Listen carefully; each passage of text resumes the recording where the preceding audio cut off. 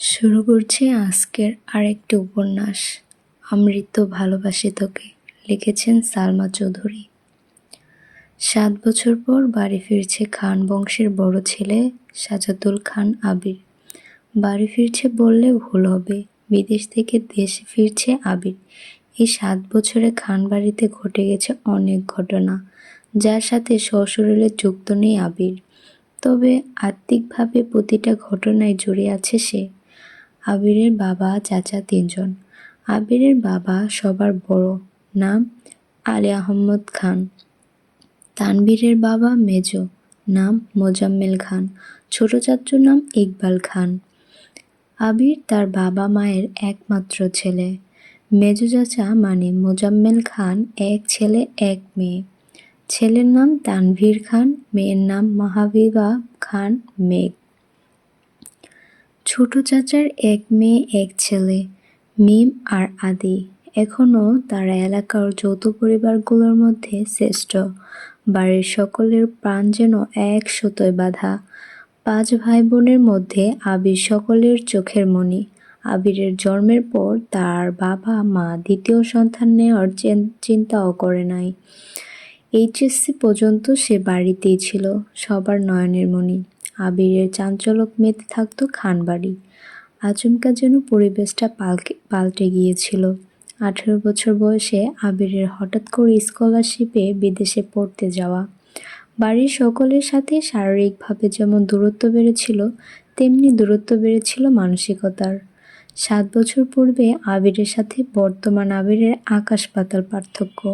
দেখেও যেন চেনার উপায় নেই। 6 ফুট লম্বা ছেলেটার গায়ের রং শ্যামলা, গাল ভর্তি চাপ দাড়ি, চুলের স্টাইল কোনো নায়কের থেকে কম না। তার ফ্যাশন আর লুকে যে কোনো মেয়ে এক দেখাতেই প্রেমে পড়তে বাধ্য।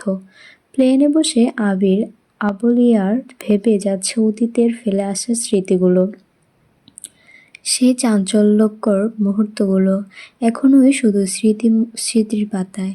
মাকে রেখে এসেছিল সেই যৌবনের প্রথম দিকে, যখন তার বয়স ছিল 18। সেই সময়ে মাই ছিল তার একমাত্র বন্ধু। আজ সে 24 বছরের যুবক। এতগুলো বছরের একটা দিনও বাদ যায়নি যে মায়ের সাথে ফোনে কথা বলেনি সে।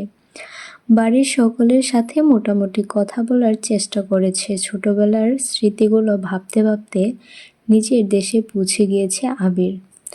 এয়ারপোর্টে আবিরের বাবা আলী আহমদ খান তার তানভীর দাঁড়িয়ে আছে। তানভীর সম্পর্কে তার চাচাতো ভাই আর বয়সে 2 বছরের ছোট, কিন্তু দুজনের বেস্ট ফ্রেন্ড আর কলিজার বন্ধু। তানভীর আবিরকে দেখে দূরে এসে জড়িয়ে ধরল।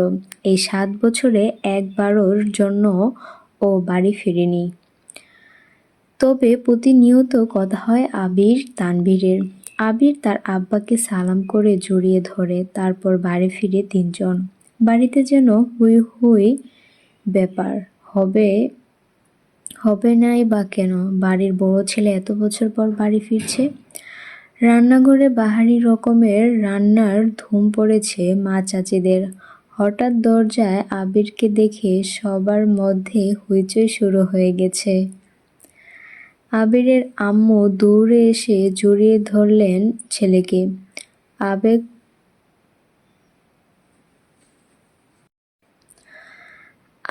আবেগপ্রবণ হয়ে মাকে জড়িয়ে ধরল আবির। মমতাময়ী মাকে সেই 7 বছর আগে ছুঁয়েছিল, আজ এত বছর পর মায়ের ছোঁয়া পেল আবির। মা চাচিদের সালাম করলো, সোফায় বসিয়ে ছেলেকে একের পর এক শরবত নাস্তা দিয়ে ব্যস্ত সবাই। এর মধ্যে উদয় হলো মিম আর আদির। মিমের বয়স 14 বছর আর ছোট ভাই আদির বয়স মাত্র 10 বছর। আদি এই বাড়ির সবচেয়ে ছোট। আবির যখন দেশ ছেড়েছিল তখন আদির 3 বছর হয়েছে মাত্র। ভিডিও কল দেখতে দেখতে ভাইকে সে একটু একটু চিনে। দৌড়ে এসে জড়িয়ে ধরেছে ভাইকে। আবিরও জড়িয়ে ধরেছে আদিকে। মিমও আবিরের পাশে বসেছে, খুশ গল্প করছে সবাই মিলে। আদি জিজ্ঞাসা করছে, ভাইয়া আমার জন্য কি এনেছ? আবির যেই না উঠতে যাবে মা চাচিরে উঠতে দিবে না। আগে শরবত খাবি তারপর উঠবি। আবির তানভীরের দিকে তাকিয়ে বলল, ওই লাগেজটা নিয়ে আয় তো। তানভীর একটা লাগেজ টান দিতে যাবে, আবির আচমকা বসা থেকে দাঁড়িয়ে, ওইটাতে ছবি না। তানভীর সহ বাড়ির সকলে যেন অবাক হয়ে গেল। আবির আবার ঠান্ডা মাথায় বলল, পাশের লাগেজটা নিয়ে আয়। তানভীরও তার কথা মতো লাগেজ নিয়ে আসলো। লাগেজে খুলে যে যার মতো জিনিস বের করছে আর জিজ্ঞেস করছে এটা কার ওইটা কার। আবির শরবত খেতে খেতে উত্তর করছে, আদির জন্য বিদেশি দামি খেলনা, মিমের জন্য ড্রেস, কসমেটিক্স বক্স, মা কাকিদের জন্য অনেক গিফটস, তানভীরের জন্য মোবাইল, একটা ল্যাপটপ, অন্যান্য গিফট।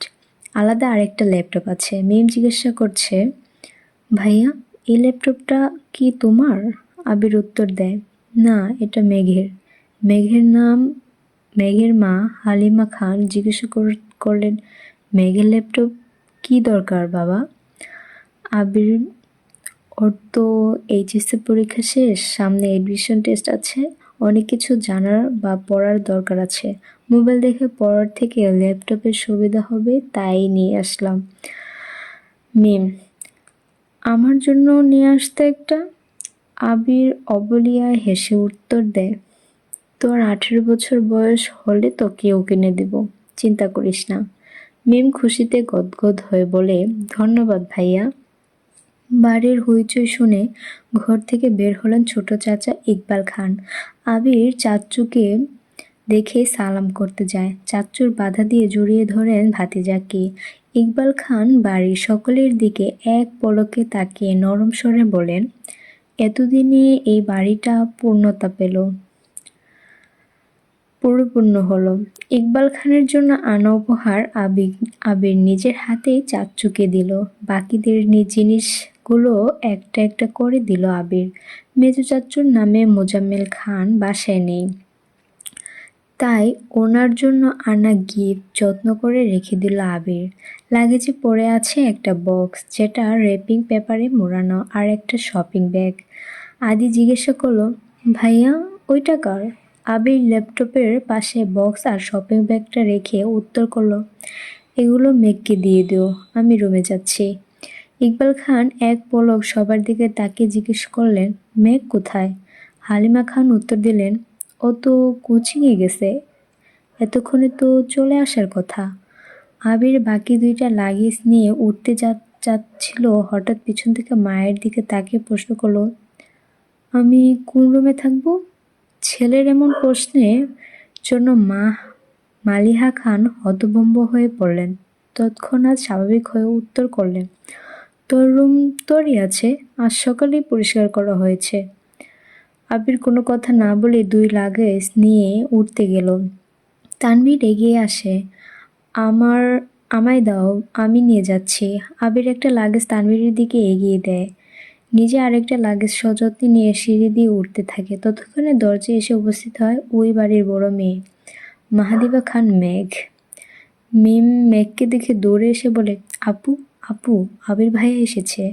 মেঘ সিঁড়ির দিকে তাকায়, লম্বা স্বাস্থ্যবান সপুরুষ দেহি একজন হাতে লাগেজ নিয়ে সিঁড়ি দিয়ে উঠছে, শুধু পিছনটা দেখা যাচ্ছে। মেঘ ভিতরে ঢুকে সবার হাতে গিফট দেখে এদিক সেদিক তাকায়। ততক্ষণে আবির নিজের রুমে চলে গিয়েছে। মেঘের মা হালিমা খান মেয়ের দিকে এগিয়ে এসে বলে, তোর জন্য গিফট এনেছে। মেঘ তাকিয়ে বলে, কি গিফট? হালিমা খান চোখের ইশারায় দিলেন সোফায় রাখা ল্যাপটপের দিকে। চোখ পড়ে মেঘের, ছুটে যায় ল্যাপটপের কাছে, জিজ্ঞেস করে, এটা কি আমার? মিম বলে, হ্যাঁ আপু, এটা তোমার, বক্সটা আর শপিং ব্যাগটাও তোমার। ল্যাপটপটা ঘুরিয়ে ফিরিয়ে দেখছে মেঘ, যেন আকাশ কুসুম কিছু পেয়ে গেছে। তারপর শপিং ব্যাগটা একটু খুলে দেখলো দুইটা ড্রেস মনে হচ্ছে।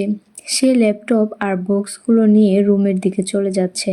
এত বছর পর নিজের রুমটা আশ্চর্যজনিত নয়নে দেখছে আবির। সেই পরিচিত গ্রাম, যেখানে সে নিজের জীবনের 12টা বছর কাটিয়েছিল, সেই রুমটা ছিল তার একান্ত ব্যক্তিগত, আজও তাই আছে। একটা জিনিসও এদিক সেদিক হতে দেননি আবিরের মা মালিহা খান। এমনকি রুমে বছরের পর বছর তালা দিয়ে রেখেছেন তিনি। যখনই ছেলের কথা মনে হতো, ছেলের রুমে এসে নীরবে কেঁদে যেতেন, যেন কেউ বুঝতে না পারে। আবির রুমে ঢুকে লাগেজ খুলে নিজের পরনের টি শার্ট হাতে শাওয়ার নিতে চলে যায়। শাওয়ার শেষে বের হলেন একটা কফি কালার টি শার্ট আর একটা ট্রাউজার পরে হাতে টাওয়ালে নিয়ে মাথায় চুল মুছতে মুছতে। খাটে বসে আছে তানভীর। লাগেজ নিয়ে এসে রুমেই বসে আছে সে। তানভীরকে দেখে আবির জিজ্ঞাসা করছে, কি হলো? কিছু বলবি? তানভীর মুচকি হেসে জিজ্ঞাসা করছে, আচ্ছা ভাইয়া, ওই লাগেজটা ধরতে দিলে না কেন? কি আছে ওইটাতে? আবিরের চক্ষুদ্বয়ে উদ্বেগ স্পষ্ট, চোয়াল শক্ত করে উত্তর দিল, ওইটাতে আমার পার্সোনাল কিছু জিনিস আছে। তানভীর হাসতে হাসতে উত্তর দেয়, সেই পার্সোনাল জিনিসগুলো দেখতে চাচ্ছে আমার অবুঝ মন, কি করব বলো? স্বভাবস্বরূপ গম্ভীর কণ্ঠে উত্তর দিল আবির, কাউকে দেখানোর জিনিস আশা করি পার্সোনাল হবে না। তানভীর ভাইয়ের আপত্তি স্বর বুঝতে পেরে এই বিষয়ে আর কিছু বলেনি, শুধু জিজ্ঞাসা করে, বিকালে কি বের হবে? আবির উপর উপর নিচ মাথা নেড়ে সূচক সম্মতি জানায়। তানভীর কথা না বাড়িয়ে চুপচাপ বিদায় নেয় রুম থেকে। আবির খাটের এক কোণায় বসে মোবাইল হাতে নিয়ে গুরুত্বপূর্ণ কিছু চেক করতে ব্যস্ত হয়ে পড়ে। মেঘ নিজের রুমে ঢুকে শপিং ব্যাগ খুলে 3টা ড্রেস বের করলো। 3টা জামাই অসাধারণ সুন্দর, 2টা গ্রাউন্ড ড্রেস আর একটা গর্জিয়াস কাজের 3 পিস। ল্যাপটপটাও খুলে দেখে তার প্রয়োজনীয় সকল অ্যাপ ব্রাউজার অলরেডি ল্যাপটপে সেট করা আছে। মেঘের দৃষ্টি যায় র্যাপিং পেপারের মোড়ানো বক্সের দিকে। র্যাপিং পেপার খুলতেই চোখে পড়ে 3টা উপন্যাসের বই, যেগুলোর উপরে ছোট একটা চিরকুট লেখা, অ্যাডমিশনের পরে পড়বি। তার সাথে একটা ছোট বক্স, যেখানে এক বক্স রঙের পাথর। মেঘের এই পাথরগুলো ছোটবেলায় খুব পছন্দ ছিল। তার সাথে একটা আইফোন 13 প্রো ম্যাক্স। মোবাইলের বক্স ফোন দেখে মেঘের চক্ষু চরকাজ।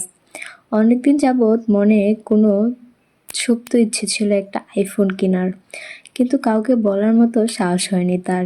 এগুলো দেখে কিছুতে গদগদ হয়ে পড়ছে মেঘ।